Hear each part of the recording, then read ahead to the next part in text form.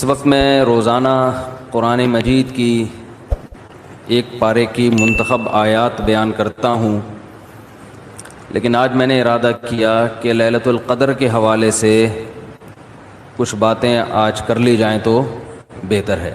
قرآن مجید میں اللہ تعالیٰ کا ارشاد ہے، انا انزلناہ فی لیلۃ القدر وما ادراک ما لیلۃ القدر، ہم نے اس قرآن کو لیلۃ القدر میں نازل کیا، تمہیں کیا پتہ کہ یہ کون سی رات ہے؟ لیلۃ القدر خیر من الف شہر، یہ رات 1000 مہینوں سے بہتر ہے۔ تنزل الملائکۃ والروح فیہا بإذن ربہم من کل امر، فرشتے اور جبریل اس رات میں رب کے حکم سے نازل ہوتے ہیں، من کل امر، ہر طرح کے احکامات لے کر۔ سلام ہی حتی مطلع الفجر، یہ سلامتی ہے یہ رات یہاں تک کہ فجر طلوع ہو جائے، یعنی سحری کا وقت ختم ہو جائے۔ اس بارے میں ایک چیز تو لوگ بہت زیادہ جو پوچھتے ہیں کہ لیلۃ القدر تو ہر ملک میں الگ الگ ہوتی ہے، تو اس بارے میں خوب سمجھ لیں کہ جتنی عبادتیں شریعت نے ہمیں دی ہیں اور ان کے وقتوں کے جو فضائل بیان کیے ہیں وہ ہر ملک کے اسی حساب سے ہوں گے۔ اللہ نے حکم دیا اقیم الصلاۃ لدلوک الشمس، سورج کے ڈھلکتے ہوئے نماز پڑھو۔ سورج طلوع ہونے سے پہلے فجر کی نماز، تو آپ جہاں نماز پڑھ رہے ہوگے وہاں کا سورج مراد ہوگا یا جاپان کا؟ بولو نا بھائی، کیا ہو گیا بھائی؟ جاپان میں ہو تو جاپان میں سورج طلوع ہو رہا ہے، پاکستان میں ہو تو پاکستان میں۔ ابھی جاپان میں تو پتہ نہیں کیا ٹائم ہو رہا ہوگا۔ تو جیسے نمازوں کے اوقات ہر ملک کے اپنے حساب سے ہوتے ہیں۔ سعودی عرب میں فجر کا ٹائم جب داخل ہوتا ہے تو ہمارے ہاں فجر گزر چکی ہوتی ہے، اشراق کا وقت بھی ختم ہو چکا ہوتا ہے۔ تو اب کوئی کہے کہ میں سعودیہ کے حساب سے چلوں گا، تو سعودیہ میں تو بھائی فجر کی نماز جب آپ ہو رہی ہوتی ہے تو یہاں سورج طلوع، بلکہ یہاں جب فجر ہو رہی ہوتی ہے وہ تو پیچھے ہے نا 2 گھنٹے، ہاں یہاں سورج طلوع ہو چکا ہوتا ہے، وہاں عشاء کی نماز ہوتی ہے، وہاں مغرب کی ہوتی ہے اور یہاں عشاء کی ہو رہی ہوتی ہے۔ تو جیسے نمازوں میں ہر ملک کا اپنا ایک طریقہ ہے، اپنے وقت ہیں، تو ایسے ہی جو سال کی تاریخیں ہیں، عید ہے، بقرعید ہے، یوم عرفہ ہے، لیلۃ القدر ہے، آخری عشرہ ہے، یہ سب اس ملک کے حساب سے ہوگا۔ جیسے جیسے جس ملک میں عشاء کا وقت داخل ہوا تو اللہ نے جو خاص پیکج رکھا ہوا ہے اپنے بندوں کے لیے، وہ پیکج اس ملک کے لیے اسٹارٹ ہو گیا۔ ہر نیکی کا ثواب ہزاروں گنا بڑھا دیا گیا۔ تو لیلۃ القدر رمضان کے آخری عشرے میں، اور رمضان کے آخری عشرے میں طاق راتوں میں امکان زیادہ، اور 27ویں میں اور بھی زیادہ۔ سمجھ رہے بات کو؟ اور آج کون سی رات ہے؟ 27ویں رات ہے، تو اس بات کا بہت امکان ہے کہ آج کون سی رات ہو؟ لیلۃ القدر۔ اس رات میں جس ملک میں یہ رات ہوگی وہاں فرشتوں کا نزول ہوگا، اور خاص طور پر جبریل علیہ الصلاۃ والسلام کا نزول۔ جیسے پیغمبروں میں سب سے افضل پیغمبر محمد صلی اللہ علیہ وسلم ہیں، تو فرشتوں میں سب سے افضل فرشتے کون سے ہیں؟ جبریل، جن کو اللہ نے روح الامین قرار دیا، مقدس روح۔ روح کیوں کہا؟ روح اس لیے کہا کہ روح جب ہماری باڈی میں ہوتی ہے تو ہماری باڈی زندہ ہوتی ہے، تو جبریل علیہ الصلاۃ والسلام ہماری روح کے لیے، روح کو طاقت بخشنے کا ذریعہ بنتے ہیں، کیونکہ وہ وحی لے کر آئے، اور وحی سے ہماری روحانی قوت، بولو نا بھائی، بڑھتی ہے۔ روحانی قوت کس سے بڑھتی ہے؟ وحی سے۔ عبادات ہمیں پتہ چلی وحی کے ذریعے، روزے ہمیں پتہ چلے وحی کے ذریعے۔ یہ آسمان سے کون سارے پیغام زمین پر نبی کے پاس لے کر آیا؟ جبریل علیہ السلام۔ جبریل نے نبی کو بتایا کہ شہر رمضان الذی انزل فیہ القرآن، اللہ کا کلام جبریل نے لیا اور جبریل علیہ السلام نے ہمارے نبی صلی اللہ علیہ وسلم کے دل پہ یہ کلام نازل کیا۔ تو ہمیں جو پتہ چلا کہ رمضان میں روزے رکھنے ہیں، یہ ہمیں نبی سے پتہ چلا، اور نبی کو کس سے پتہ چلا؟ جبریل علیہ السلام سے۔ نماز کا ہمیں پتہ چلا نبی سے، اور نبی کو کہاں سے؟ کیا ہو گیا بھائی پرابلم؟ تو نبی کو کہاں سے پتہ چلا؟ جبریل علیہ السلام سے۔ تو ہر جتنی بھی وحی آ رہی ہے نا، وہ ساری ڈائریکٹ کہاں سے؟ جبریل کے ذریعے۔ تو ان کے ذریعے ہماری روح کو کیا مل رہی ہے؟ تقویت، طاقت مل رہی ہے روح کو۔ تو وہ کیونکہ یہ رات روحانی ترقی کا ذریعہ ہے، تو اللہ نے اس رات میں جبریل علیہ السلام کو زمین پہ اتارا، تاکہ جس فرشتے کی مناسبت ہے نا اس رات سے، وہ فرشتے اس زمین پر نازل ہوں۔ تو اب مسئلہ یہ ہے کہ آج انسان جسم کی تو بڑی محنت کر رہا ہے، روح کو پروٹوکول دینے کے لیے تیار۔ بھائی دیکھو ایک بات بتا دوں، جملہ ادھورا چھوڑوں گا اس کو کمپلیٹ کرنا پڑے گا، اچھا لگے یا برا لگے، میرا اصول ہی یہی ہے۔ تو میں بول رکوں تو ایک دم آگے کمپلیٹ کر دیں جملہ، مجھے ایک اندازہ تو ہو نا کہ دماغ حاضر بھی ہے، سن رہے ہیں، ٹھیک ہے نا؟ تو ہر ایک کا خپل طریقہ ہوتا ہے نا بیان کا، ہمارا یہی طریقہ ہے بیان کا۔ جملہ مکمل چھوڑوں، آپ نے کمپلیٹ کرنا ہے اس کو، مجھے احساس رہتا ہے کہ ماشاءاللہ غور سے سن رہے ہیں۔ تو یہ اللہ نے ہمیں راتیں کیوں دی؟ اللہ نے ہمیں رمضان کیوں دیا؟ تراویح کیوں دی؟ تہجد کیوں دی؟ غیر مسلموں کے پاس یہ چیزیں ہیں؟ نہیں ہے۔ وہ صبح اٹھیں گے، جاگنگ کریں گے، روح کے لیے، باڈی کے لیے۔ یہ بڑے ہالی ووڈ اور بالی ووڈ کے ایکٹروں کا بڑا سننے میں آتا ہے کہ باڈی کی فٹنس کا، فزیکل فٹنس کا بڑا خیال کرتے ہیں، صبح اٹھتے ہیں، جاگنگ کرتے ہیں۔ ہم پوستیوں کی طرح، معذرت کے ساتھ، ہماری قوم صبح اٹھتے ہی نہیں ہے۔ یہ جو ریز آ رہی ہیں نا، ریز، ہماری آواز ان ریز کی پشت پہ سوار ہو کر دنیا تک پہنچ رہی ہے۔ اچھا، تو چارجنگ ختم ہو گئی تھی کیا؟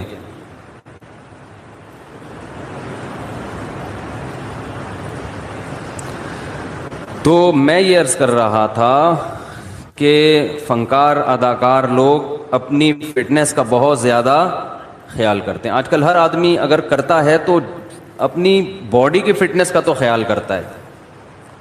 صبح اٹھ کے جاگنگ کریں گے، ڈائٹنگ، یہ نہیں کہ پراٹھے کھا رہے ہیں آلو کے، تمیز سے کھائیں گے، 1 گلاس دودھ، پھر 2 انڈے ہاف بوائل، ٹھیک ہے نا، پروٹین لینے ہیں، پھر جو ہوتے ہیں نا ڈائٹ جن لوگوں کی۔ تو باڈی کی محنت تو آج کی جا رہی ہے، روح کو طاقت دینے کی کوشش نہیں کی جا رہی۔ حالانکہ انسان روح اور جسم دونوں کا مجموعہ ہے۔ بھائی ایک دفعہ اس کو لگا دیں، جو بار بار آپ اٹھ رہے بیٹھ رہے ہیں نا، میرا بڑا دماغ خراب ہو رہا ہے اس سے، یا تو اس کو بند کر دیں، کوئی ضروری نہیں ہے، ریکارڈ کر لیں ویسے ہی، اس سے جو ہے نا بہت زیادہ ڈسٹربنس ہوتی ہے۔ ہو گیا تو ٹھیک ہے، نہیں تو وہ دوسرا کیمرہ لا کے بس ریکارڈ کر دیں، اس کو بند کر دیں۔ تو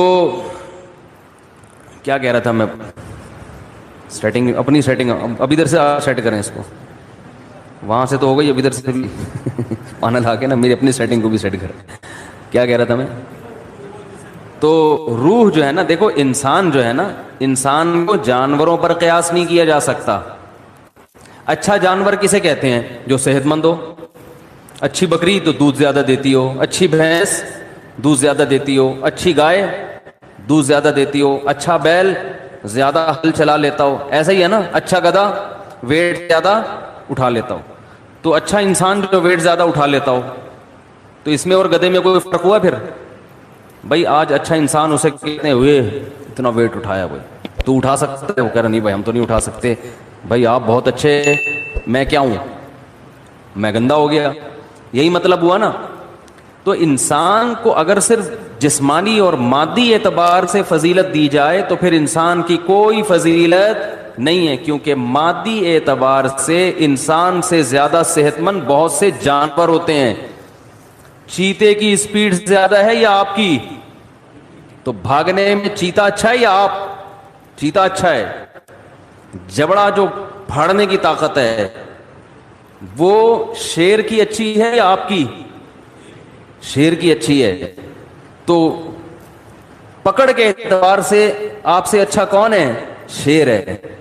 قرآن کے الفاظ دیکھو، کلا انا خلقناہم مما یعلمون. اللہ فرماتے ہیں ہرگز یہ انسان اپنے آپ کو فضیلت والا نہ سمجھے، اس لیے کہ ہم نے اس انسان کو جس چیز سے پیدا کیا ہم جانتے ہیں. پانی کے غلیظ قطرے سے بنایا تو یہ کوئی قابل فضیلت چیز نہیں ہے. تمہارا تو میٹیریل ہی گندا ہے جس سے تمہیں بنایا گیا. گندا میٹیریل، پیٹ میں ہر وقت گند، اور مرنے کے بعد بھی گند. ایک پتلی سی لیئر چڑھا دی اللہ تعالیٰ نے ایک اسکن کی، کھال کی، جس سے انسان کی گندگی چھپ جاتی ہے. بنایا کس سے؟ غلیظ ناپاک پانی جو باڈی سے نکل جائے تو غسل فرض ہو جاتا ہے، کپڑوں پہ لگ جائے تو دھوئے بغیر نماز نہیں ہوتی، اتنا گندا. اور جب ماں کے رحم میں وہ بننا شروع ہوتا ہے تو اتنا بدبودار گوشت کہ اگر وہ دنیا میں آ جائیں تو لوگ ناک دبا کے بھاگ جائیں وہاں سے، اتنا گندا. اور جب دنیا میں آتا ہے تو اندر بھی سب کیا بھرا ہوا ہے؟ بولو نا بھائی، گند. ناک جتنے سوراخ ہے نا انسان کے، کسی ایک سوراخ سے بھی کوئی مشک و عنبر کی خوشبو نہیں آتی. کان سے کیا نکلتا ہے؟ کوئی عود کی خوشبو نکلتی ہے کان سے. ویسے جب کانیں ہوتی ہیں نا ان سے تو پتہ نہیں کیا نکلتا ہے، لیکن انسان کے کان سے گند نکلتا ہے. ناک سے کوئی مشک و عنبر کبھی دیکھا کسی کے نکلتے ہوئے؟ بھئی ناک سڑکتا ہے تو خوشبو کے بھبوکے آتے ہیں، کبھی دیکھا؟ بول دو نا نہیں دیکھا تو کیا ہو جا رہا ہے اس میں. آنکھ سے کیا نکلتا ہے؟ سے بھی گند نکلتا ہے. تھوک منہ سے اور قضائے حاجت تو گند ہی گند، ہر جگہ سے گند نکل رہا ہے، اس لیے کہ اندر ہے ہی گند، بھرا وہی گند ہے. کاٹو تو خون نکلتا ہے، وہ بھی ناپاک، کپڑوں پہ لگ جائے تو نماز نہیں ہوتی. بس ایک اللہ نے ہلکی سی نا پرت چڑھا دی ہے، ایک ہلکی سی لیئر ہے اسکن کی، جس کی وجہ سے وقار قائم ہے. جیسے گندگی کے اوپر چمکیلا کپڑا ڈال دیا جائے تو وہ گندگی دیکھنے میں خوبصورت لگتی ہے، اسے ہٹا کے دیکھو گے تو پتہ چلے گا اندر کیا ہے. اور فیوچر انسان کا یعنی پاسٹ کیسا ہے؟ پانی کا غلیظ قطرہ. پریزنٹ جو اس کی ابھی موجودہ حالت ہے اس میں بھی گند ہی بھرا ہوا ہے. ذرا سی ہوا خارج ہو جائے نا تو مجلس میں لوگ بھاگ جاتے ہیں. اور فیوچر کیا ہے؟ جیسے ہی سانس بند ہوگی فوراً لاش سڑنا اور گلنا شروع. یہ چودھری صاحب ہیں، یہ وڈیرے صاحب ہیں، یہ چیف ہیں، یہ جناب پرنسپل صاحب ہیں، یہ ہیڈ ماسٹر ہیں، جو بھی ہو بھائی آپ، جیسے ہی روح نکلی گند ڈھیر، میت جو ہے نا ایک دم سڑنا شروع ہو جاتی، آنکھیں ابلنا شروع ہو جائیں گی، ہاتھ خود بخود کرنا شروع. اتنی بدبو لاش کبھی دیکھی ہے؟ کس قدر بدبو ہوتی ہے اگر کوئی پرانی لاش پڑ گئی ہو. اس لیے حکم ہے اس کو مٹی میں جا کے دباؤ. کیڑے کھانے، آنکھوں میں کیڑے، کان میں کیڑے، ناک میں کیڑے گھس رہے ہوتے ہیں کھانے کے لیے. یہ بڑے بڑے حسین اور جمیل لوگوں کا یہ حال ہوتا ہے. تو اللہ فرماتے ہیں کہ انسان تجھے جو میں نے فضیلت دی ہے وہ فزیکل فٹنس کی وجہ سے نہیں دی ہے، اس وجہ سے نہیں دی ہے کہ تیرے پاس وسائل بہت ہیں، وسائل کی وجہ سے بھی نہیں کہ تو بڑا پیسے والا ہے. انسان کو اللہ نے فضیلت دی ہے روحانی زندگی کی وجہ سے. جس کی روح اچھی ہوگی جسم سے نکلنے والے اعمال اچھے ہوں گے، روح گندی ہوگی جسم سے نکلنے والے اعمال گندے ہوں گے. کہتے ہیں نا موسیقی روح کی غذا ہے، گندے لوگوں کی روح کی غذا ہے، اچھے لوگوں کی روح کی غذا قرآن کی تلاوت اور ذکر اللہ ہے. ہمارے حضرت جب ذکر کیا کرتے تھے نا عجیب کیفیت ہو جاتی تھی. ایک شعر پڑھا کرتے تھے, دم رکا سمجھو اگر دم بھر بھی یہ ساغر رکا, میرا دور زندگی ہے یہ جو دور جام ہے. کیا زبردست شعر ہے. اللہ کے ذکر کو نا شراب سے تعبیر کیا ہے. جیسے شرابیوں کو شراب محبوب ہوتی ہے نا, اور شراب خانے میں جب وہ جاتے ہیں, میں خانہ جسے کہتے ہیں, آواز صاف آ رہی ہے کہ نہیں آ رہی؟ میں خانے میں شرابی جاتے ہیں تو شراب کے جام چل رہے ہوتے ہیں. ادھر ایک پیا, ختم ہوا, لیا دوسرا پیا, ٹھیک ہے نا. تو جیسے شرابی کو شراب سے عشق ہوتا ہے اور وہ کہتا ہے دم رکا سمجھو, کہہ رہے سمجھو میرا دم رک گیا, دم بھر بھی یہ ساغر رکا, ایک دم کے لیے بھی اگر یہ دور رک گیا تو میرا دم ختم, میں مر جاؤں گا, میں برداشت نہیں کر سکتا.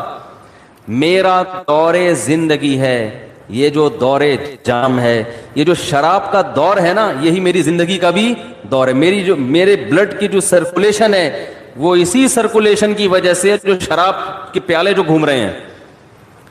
تو حضرت اللہ کے ذکر کے بارے میں یہ شعر پڑھا کرتے تھے کہ اللہ کے ذکر کی ہمیں ایسی لت پڑ گئی ہے, ایسا چسکا لگ گیا ہے جیسے شرابی کو شراب کا چسکا لگتا ہے. تو حضرت بڑے مزے سے ذکر اللہ کے بارے میں یہ شعر پڑھا کرتے تھے, دم رکا سمجھو اگر دم بھر بھی یہ ساغر رکا, کہ اللہ تیرے نام کی لذت اور تیرے نام کا چسکا ہمیں ایسا لگ گیا ہے کہ دنیا کی کوئی بھی نعمت ہم سے چھین لی جائے ہم مریں گے نہیں, کوئی ہم سے تیرا نام لینا چھڑوا دے, کوئی ہماری زبان پہ تیرا ذکر کرنا ہم سے چھڑوا دے, ہم ایک سیکنڈ کے لیے بھی زندہ نہیں رہ سکتے. یہ کیفیت ہوتی ہے کس کی بھائی؟ اہل اللہ کی, جن کی روح پاکیزہ ہوتی ہے.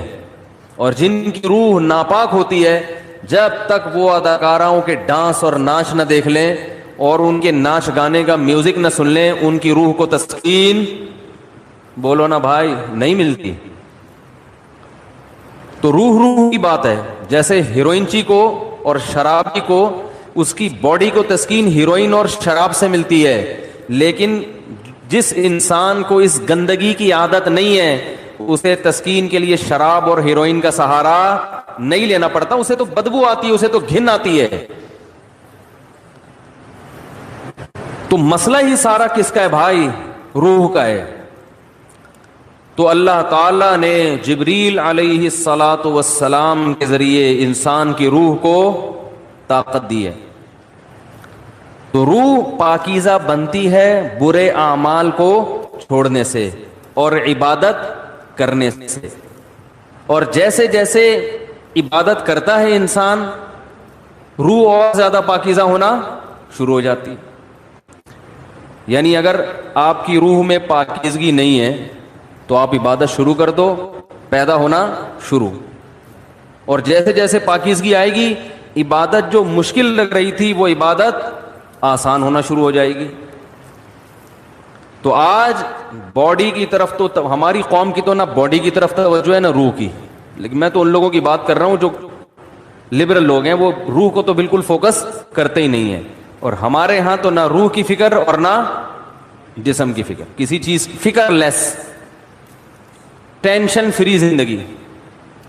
ٹینشن تو فری نہیں ہے لیکن فکر فری کہہ سکتے ہیں, جس کی وجہ سے ٹینشن ہی ٹینشن, کیونکہ جب نہ ادھر کے نہ ادھر کے تو پھر ظاہر ہے کھا کھا کے دھماکے سے پھٹ جائیں گے, اور روحانی زندگی کا تو بیڑا غرق. تو رمضان میں اللہ تعالی دیکھو روح کو طاقت ملتی ہے نفس کے خلاف مجاہدہ کر کے. جب آپ دنیا میں دو طاقتیں, دو نظریات چل رہے ہیں. جو مذہب مخالف لوگ ہیں نا وہ کہتے ہیں انسان کی ہر خواہش پوری ہونی چاہیے, ان کی پوری دوڑ دھوپ اور قانون سازی اسی کے لیے. مکان سستا ہو جائے, روٹی سستی ہو جائے, کپڑا سستا ہو جائے, ہر ایک کا علاج فری ہو جائے, یہ ہو جائے وہ ہو جائے, جس کے جو دل میں خواہش آئے وہ خواہش پوری ہو جائے. اسی کو انٹرٹینمنٹ کہتے ہیں, اسی کو عیاشی کہتے ہیں. اسلام نے ہمیں بتایا ہے کہ تم جتنی خواہشات پوری کرو گے ہر خواہش مزید خواہشات کو پیدا کر کے جائے گی. جیسے کورونا وائرس کے کہتے ہیں نا 1 سے 100 ہو جاتے ہیں. اب جس نے پہلا وائرس پیدا کر دیا یا خود بخود ہو گیا قدرت کی طرف سے, تو بس ایک دفعہ کیا, اب وہ ملٹی پلائی, بولو بھائی, ہوتا چلا جا رہا ہے نا. ایک خربوزے کا بیج ڈال دو, اب مزید بیج پیدا کرنے کی ضرورت نہیں ہے, وہ اسی سے خود بخود پیدا ہوتے چلے جائیں گے. اسی لیے شاعر نے کہا ما قضى احد منها لبانته ولن انتهى عرب الا الى عربی, کہ اس دنیا میں آج تک کسی نے اپنی خواہشات پوری نہیں کی ہیں. جس نے ایک خواہش پوری کی تو وہ ایک خواہش جب ختم ہوئی تو ہزاروں خواہشات کو پیدا کر کے ختم ہوئی ہے. وہ یہ جو ہمیں نظر آ رہے ہیں نا, بہت سے لوگ لائف کو انجوائے کر رہے ہیں, ان کی ہر خواہش پوری ہو گئی, ابھی کچھ بھی نہیں چاہیے. یہ آپ کو لگ رہا ہے کہ کچھ نہیں چاہیے, آپ کبھی ان کے پاس جا کے بیٹھیں گے تو پتہ چلے گا کہ جتنا ان کو چاہیے اتنا ہمیں نہیں چاہیے. تو اسلام نے ہمیں کچھ ایسی کام بھی بتائے ہیں جس میں ہمیں اپنے نفس کے اگینسٹ چلنا پڑتا ہے. دل نہیں چاہتا مگر اس کی مخالفت کرنی پڑتی ہے. دل کی خواہشات کو جتنا کچلیں گے روح کو طاقت اتنی زیادہ ملے گی, اور روح کو تسکین ملتی ہے اس سے. تو اسلام نے ہمیں اپنے جسم کی خواہشات کو کچلنے کے لیے روزہ دیا. روزہ رکھو, صبح صادق سے لے کے غروب آفتاب. کیسا پھیکا پھیکا ہو جاتا ہے نا انسان روزے میں. مجھے تو آپ ابھی بھی پھیکے پھیکے سے ہی لگ رہے ہیں, عجیب سا نا کسی کام کا دل لگ رہا ہے.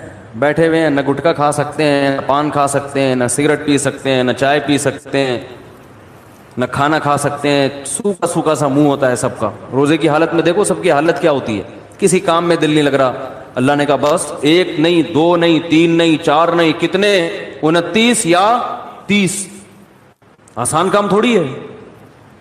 پھر ہاتھ باندھ کے اللہ کے سامنے کھڑے ہو جانا, نماز میں باؤنڈ کر لینا اپنے آپ کو.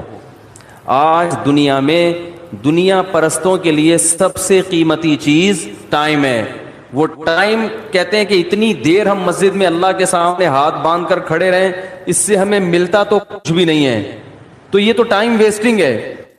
تو اللہ نے کہا کہ کرو یہ کام, تمہارا دل نہیں چاہتا مگر تمہیں کرنا پڑے گا. تو جب انسان بار بار بار بار اپنی خواہشات کے اگینسٹ چلتا ہے نا, تو اس کی روح کو طاقت ملنا شروع ہو جاتی. اتنی روحانی قوت اس کے اندر پیدا ہوتی ہے. وہ کچھ کر کے دکھاتا ہے جس کا لوگ تصور نہیں کر سکتے تھے. یہ جو اسلاف کے واقعات ملتے ہیں, عشاء کی نماز میں کھڑے ہوئے اور فجر تک نماز پڑھتے رہے, یہ تو تواتر سے ثابت ہے. بعض لوگ اس کا مذاق اڑاتے ہیں کہ یہ ممکن نہیں ہے, اور بعض کہتے ہیں وہ حدیث میں تو آتا ہے کہ جس نے 1 دن میں 3 دن سے کم میں قرآن ختم کیا اس نے سمجھا ہی نہیں. اس حدیث کا مطلب کیا ہے وہ میں کسی اور موقع پہ بتاؤں گا, ورنہ وہ سارا موضوع چینج ہو جائے گا. اسلاف سے صحابہ سے تواتر کے ساتھ ثابت ہے کہ ایک رات میں ایک رکعت میں پورا قرآن ختم کیا انہوں نے. حدیثوں کا مطلب جو ہے نا پروفیسروں سے مت پوچھو, یہ صحابہ اور تابعین سے پوچھا کرو کہ کون سی حدیث کا کیا مطلب ہے. حضرت عمر رضی اللہ تعالیٰ عنہ نے حضرت عثمان کی طرف ایک دن اشارہ کر کے فرمایا کہ مجھے اس شخص سے محبت کیوں نہ ہو, یہ وتر کی 1 رکعت میں پورا قرآن پڑھ لیتے ہیں. وتر کی جو 30 رکعت ہے نا, اور حجر اسود کے سامنے کھڑے ہوتے ہیں اور پوری رات 1 رکعت میں پورا قرآن. حضرت عمر کا اپنا معمول کیا تھا, فجر میں اتنی لمبی نماز پڑھاتے تھے, آج تو ہم افورڈ ہی نہیں کر سکتے. صبح صادق کا وقت جب شروع ہوتا تو نماز شروع کی جاتی, اور سورج نکلنے سے پہلے سلام پھرتا تھا فجر کا. کتنے گھنٹے کی نماز ہو گئی فجر کی. اور نماز میں تلاوت کرتے کرتے کرتے بعض دفعہ اللہ کے خوف سے رو کے گر جایا کرتے تھے.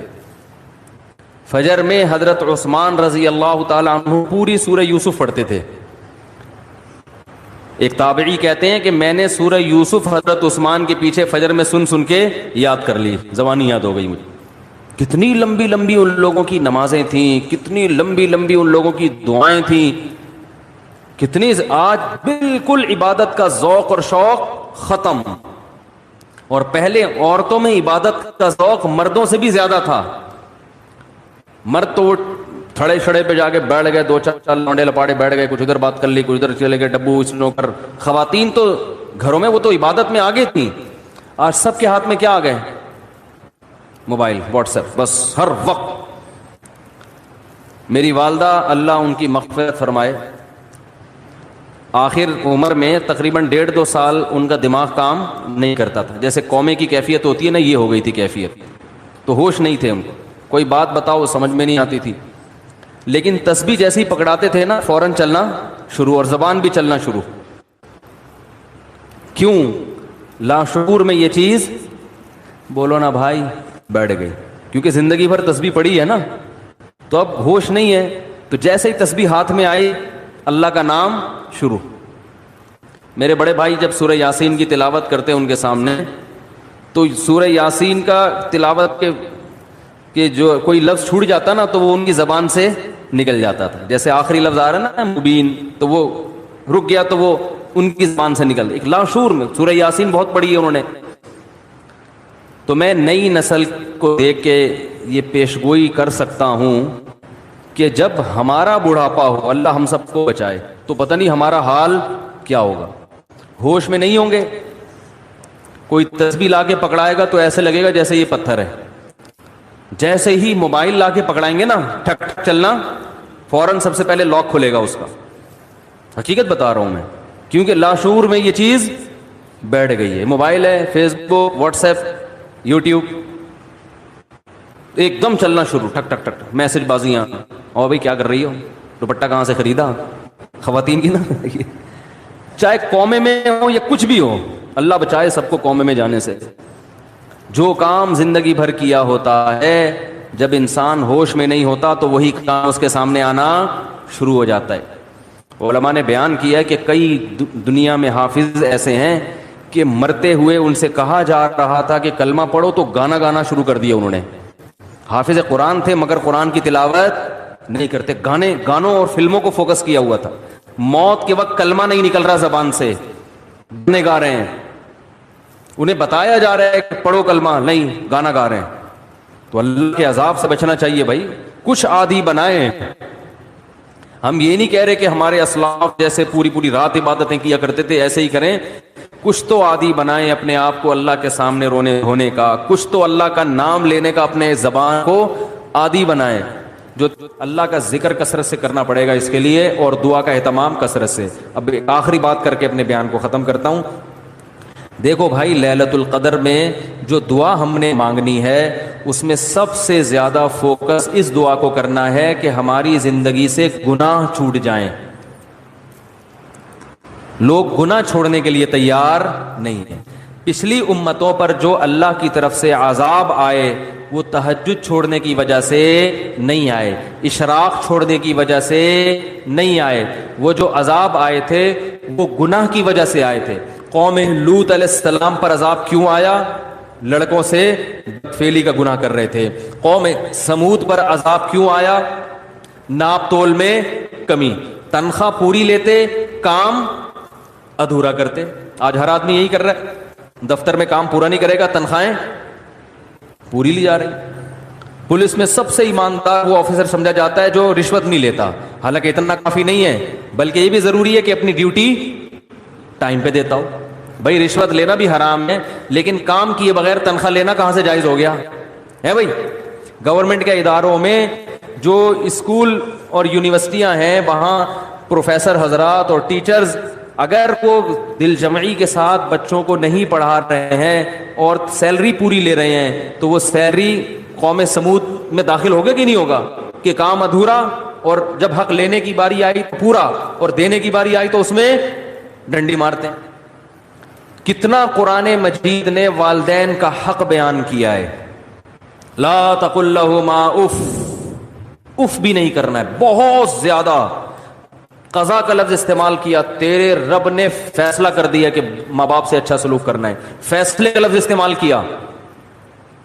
کہتے ہیں نا عدالت نے فیصلہ سنا دیا، اس کی ویلیو ہوتی ہے۔ ایک جگہ فرمایا ووصینا، وصیت کر دی ہے۔ وصیت کہتے ہیں مرتے ہوئے جو انسان جو بات کہہ کے جا رہا ہوتا ہے، اللہ پر تو موت نہیں آئی، لیکن اللہ کہہ رہے ہیں اتنی تاکید سے یہ بات کہہ رہا ہوں جیسے کوئی دنیا سے جانے والا تاکید سے کہتا ہے نا تو وہ معمولی حکم نہیں ہوتا، بہت سخت آرڈر ہوتا ہے.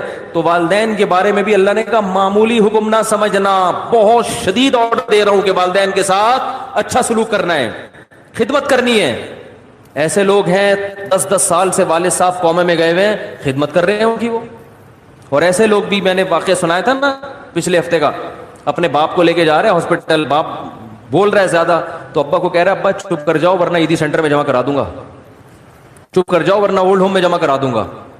زیادہ نہیں، یہ بہت گھٹیا جملہ ہے، بہت غلیظ جملہ ہے. یہ آپ نہیں کہہ سکتے باپ کو یہ جملہ، وہ جو مرضی بولے آپ نے بہرحال اس کی خدمت کرنی ہے، ماں کی بھی اور باپ کی بھی. تو یہ بہت بڑا حق ہے. تو لیلۃ القدر میں ان گناہوں سے توبہ کرنی ہے. اگر توبہ کی توفیق نہیں مل رہی تو اللہ سے توبہ کی توفیق مانگنی ہے کہ اللہ میرے باپ کے ساتھ میرا سلوک اچھا نہیں ہے، تو مجھے باپ کے ساتھ نرم لہجے میں بات کرنے کی توفیق عطا فرما.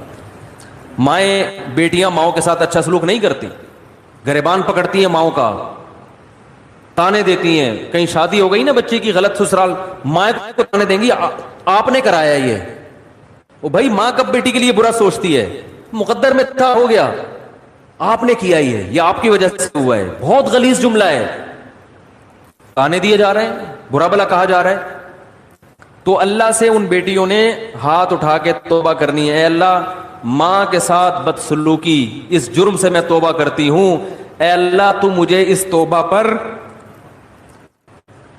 قائم رہنے کی توفیق عطا فرما. نبی صلی اللہ علیہ وسلم نے فرمایا وہ عورت جنت میں داخل نہیں ہو سکتی جس کی موت اس حال میں ہو کہ اس کا شوہر اس سے راضی نہ ہو. کتنی خواتین ہیں شوہر بیسک حقوق ادا کر رہا ہے مگر اس سے تمیز سے بات بولو بھائی نہیں کرتی. سب سے بڑا حق تو والدین سے اطاعت میں تو اللہ نے عورت کے لیے شوہر کا حق والدین سے بھی زیادہ کر دیا. ہم تو انگریز تھوڑی ہیں کہ ہر آدمی اپنے اپنے طریقے کی زندگی گزار رہا ہے. وہاں میاں بیوی کا تعلق ایک قانونی ہوتا ہے، وہ تمیز سے بات کرو تو ہم بھی کریں گے، نہیں تو تم بھی نکلو یہاں سے ہم بھی نکلے. کوئی ریلیشن تھوڑی ہے. سوشل ڈسٹینس کے پیپر لیے ہوئے ہیں میاں بیوی نے عدالت سے، میاں ادھر سوئے گا بیگم ادھر. کوئی پوچھے بھائی وہ ادھر کیوں سو رہا ہے تم ادھر کیوں سو رہے ہو؟ بھائی ہمارے پاس ڈاکومنٹس ہیں، گورنمنٹ نے ہمیں اجازت دی ہے کہ ہمارے آپس میں اختلافات، تم وہاں سو گے تم وہاں، تو بھائی وہ تھوڑا باہر نکل کے گلی میں سو جا پھر تو. یہ کوئی ریلیشن ہے؟ عجیب پاگلوں والی زندگی ہے. تو کتوں کو گلے لگا رہے ہیں، انسان سے دور. تو قربانی دینی پڑتی ہے رشتے نبھانے کے لیے. تو شوہر کا بہت بڑا حق ہے کس پر؟ بیوی پر. عورت کو وفا کرنی اپنے شوہر کے ساتھ. وہ اگر گھر میں نہیں ہے، سفر پہ گیا ہے تو خیانت نہیں کرنی ہے. ایسے شخص سے بات نہیں کرنی ہے جس سے آپ کا شوہر بات کرنے سے خوش نہیں ہوتا. اجازت نہیں ہے آپ کو. جہاں میاں باہر نکلا فوراً فون ملا لیا، گپیں ہو رہی ہیں، میسج بازیاں چل رہی ہیں. اور مرد کو حکم ہے کہ وہ عورت کمزور اللہ نے پیدا کی تو اس کی کمزوری سے ناجائز فائدہ بولو بھائی نہ اٹھائے.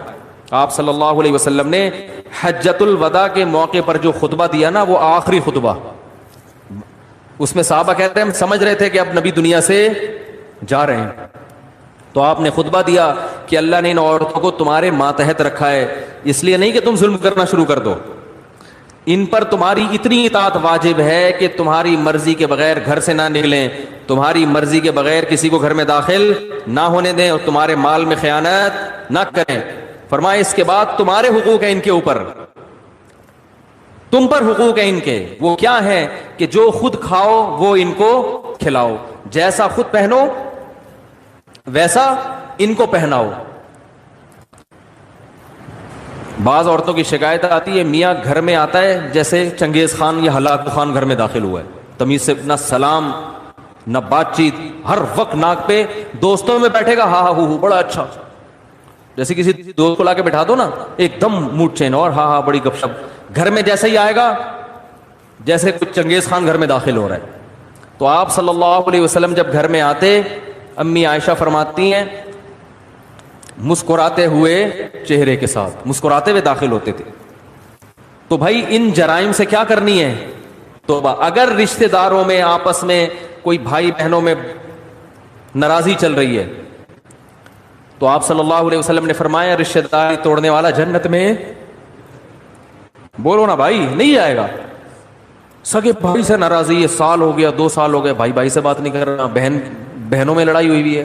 وہ بھائی جب الگ الگ شادی ہو گئی, الگ الگ رہ رہے ہیں, لڑکے کیا کرنا ہے, تم پہل کر کے دوستی کر لو. یا تو ایک ساتھ رہ رہے ہوتے ہیں نا, ہر وقت چپکے ہوئے پھڈے ہو رہے, تو ہم پھر خود ہی کہتے ہیں کہ سائڈ سوشل ڈسٹینس کا جو ہے نا سرٹیفکیٹ بنوا لو, پھر ہم خود مشورہ دیتے ہیں. جب الگ الگ ہے, وہ بہن اپنے میاں کے ساتھ رہ رہی ہے, وہ بھائی اپنی بیگم کے ساتھ الگ رہ رہا ہے, پھر کیوں لڑ رہے ہو؟ اگر لڑائی ہو گئی ہے, سوری کرنے میں پہل کر لو. بھائی اس کی غلطی نہیں بھی آپ کی ہے, تو آپ معافی مانگ لو گے تو ثواب ہی ملے گا نا.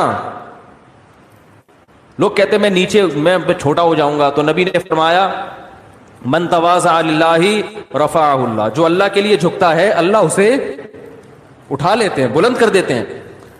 تو رشتہ داری جوڑنے کے لیے اپنے خونی رشتوں کو ہدیہ دینا سیکھو. خونی رشتے, پیسے, سمجھ رہے ہو, دعوتوں سے دوستی نہیں ہوتی. لوگ کیا کرتے ہیں, آج بہن کو عید پہ ہم نے دعوت بلا لی, بہت اچھی بات ہے, بلائیں بہنوں کو, اصل چیز ہے کیش. یہ دینا چھوڑ دیا, کیونکہ اس سے جان نکلتی ہے. پیسے نہیں دیے جاتے آج. منتیں مانیں گے روزے کی, منتیں مانیں گے نمازوں کی, صدقے کی منتیں مارکیٹ سے شارٹ.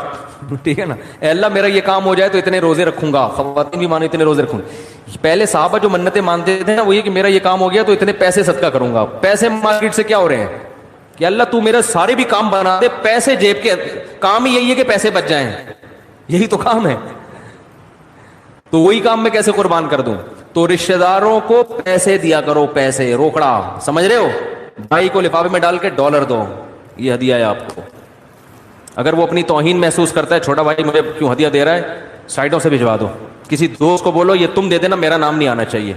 نہیں آ رہی میرا خیال ہے بات سمجھ. بہنوں کو ہدیہ دے دیا کرو.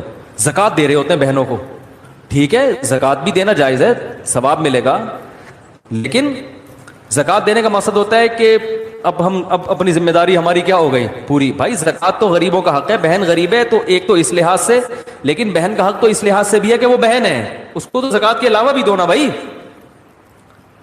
تو خونی رشتوں کا جو حساب کتاب ہے وہ کیا ہو رہا ہے, ختم.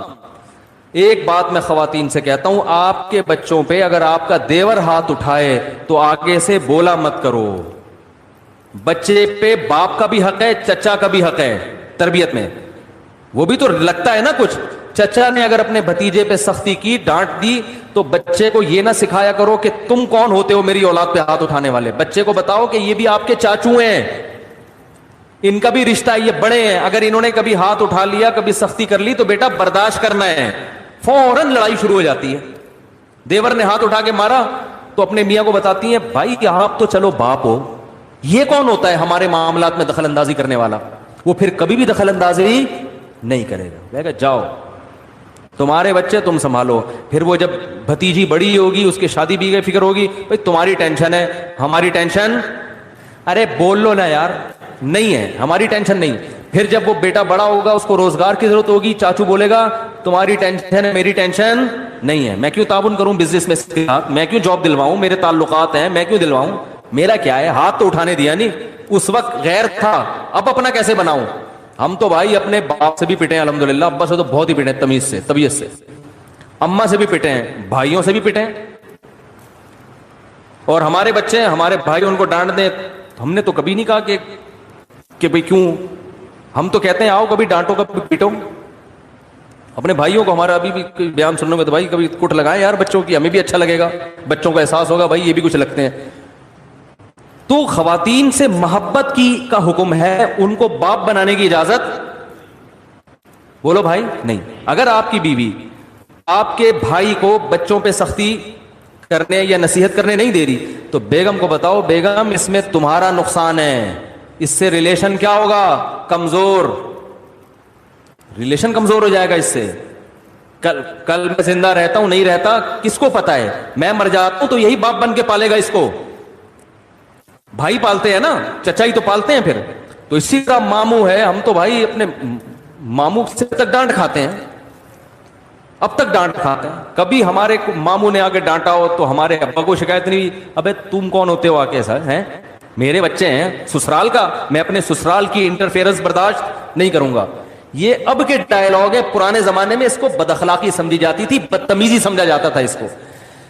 کیسے سمجھائیں بھائی, کاش پولیس کی سمجھ میں آ جائے تو پھر پولیس سمجھائے گی آپ کو, لیکن ان کو بھی سمجھانا بہت مشکل ہے.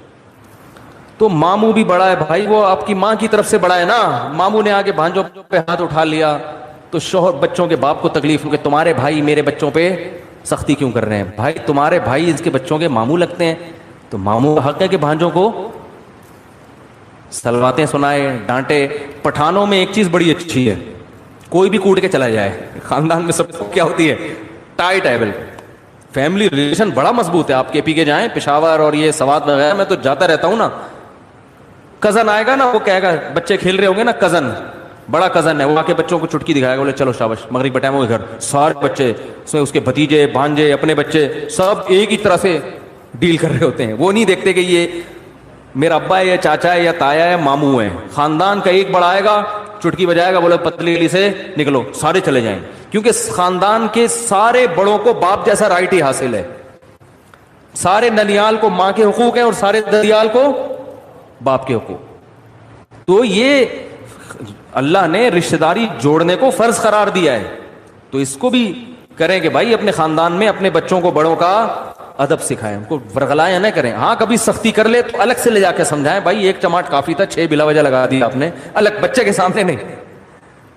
ایک تھپڑ تھا, چلو 2 بنتے ہیں, آپ بلا وجہ کوٹے جا رہے ہو, اس سے تو بد اخلاق ہو جائے گا. تو سائڈ پہ لے جا کے چھاؤں میں آ کے بھائی ذرا ٹھیک ہے بھائی, بچے کو تو ہم یہی کہیں گے کہ 6 مارے, 6 اور مارنے چاہیے تھے, لیکن آپ تھوڑا سا خیال کرو.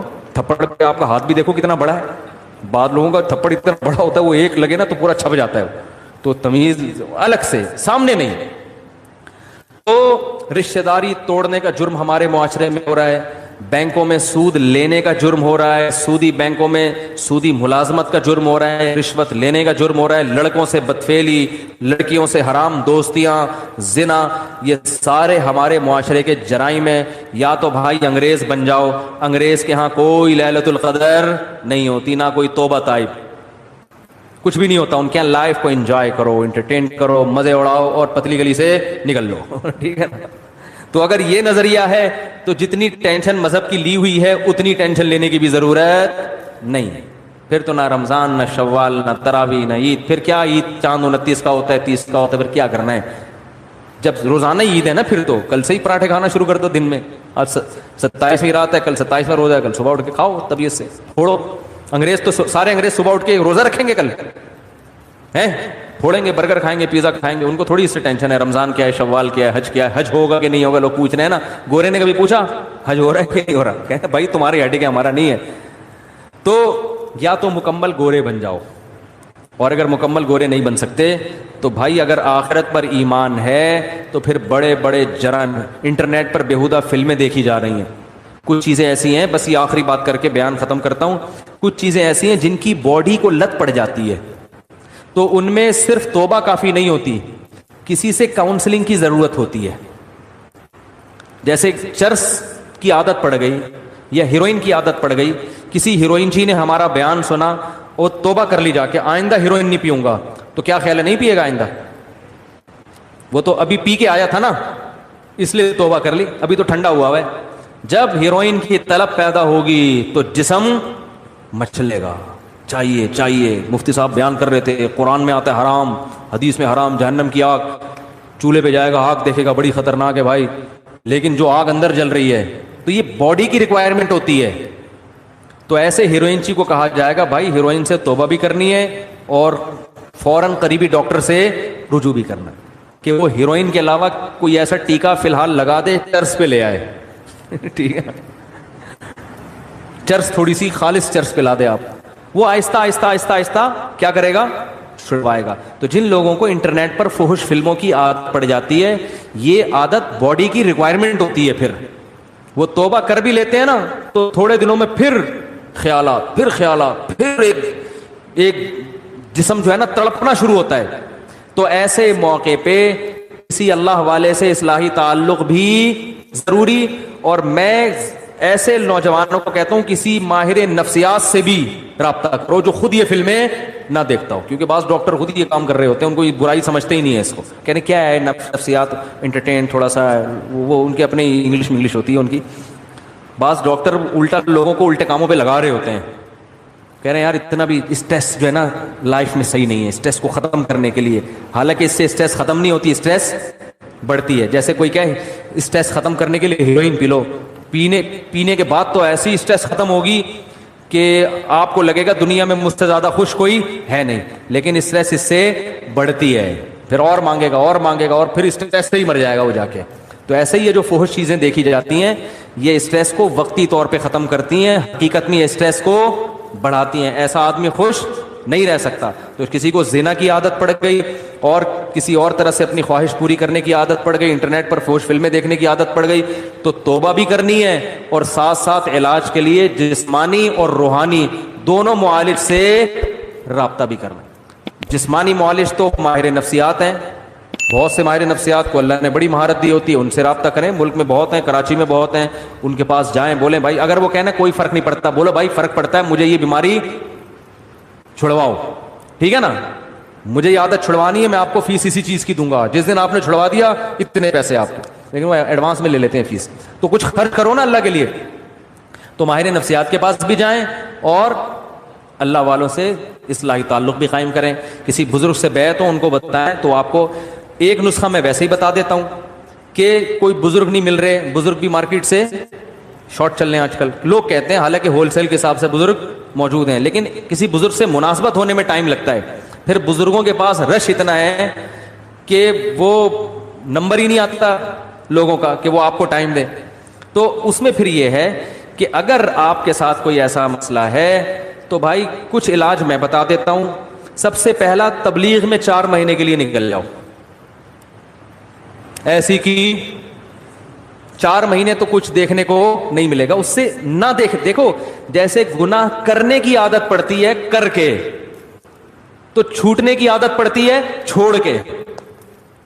کچھ دن دل مچلے گا, جب ایک طویل عرصے تک نہیں دیکھو گے تو پھر دیکھنے کی عادت ختم. کچھ دن تو مچلے گا دل, 4 مہینے کے بعد دل کرے گا بھاگوں یہاں سے میں.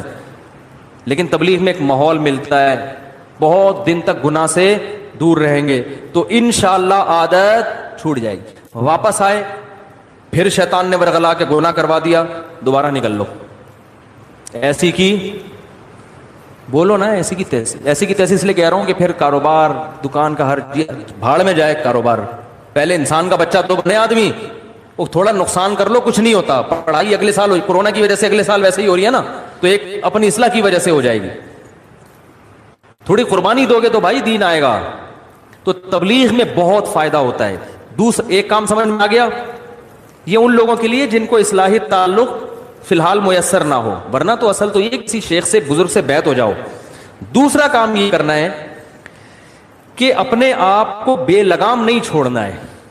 آپ نے انٹرنیٹ پر بیہودہ فلمیں, فحش فلمیں دیکھنے سے توبہ کر لی, اور کوئی برائی سے توبہ کر لی, توبہ تو لازمی کرو, صحیح ہے نا, پکی ڈھکی توبہ. لیکن ایک ارادہ کرنا ہے کہ آئندہ مجھ سے اگر شیطان نے گناہ کروایا تو یہ گناہ فری میں نہیں پڑے گا. اپنے آپ کو بولو اس کی تمہیں قیمت, بولتے کیوں نہیں, دینی پڑے گی. اور قیمت اپنے جسم کو نقصان پہنچا کے بھی, اور اپنے آپ کو مالی نقصان بھی پہنچانا. سمجھ میں نہیں آ رہی بات؟ پینلٹی لگے گی بھائی, جرمانہ ہوگا. اب وہ ہر آدمی اپنی تنخواہ کے حساب سے, آپ کی تنخواہ 1 لاکھ ہے, 10,000 20,000, اور خرچے بھی دیکھو نا, پتہ چلا جرمانہ اتنا دے دیا کہ کھانے کے لیے گھر میں روٹی ہے نہیں, فلمیں ہی دیکھ رہے سارا دن بیٹھ کے. اب کوئی کرنے دھرنے کا کام ہے ہی نہیں.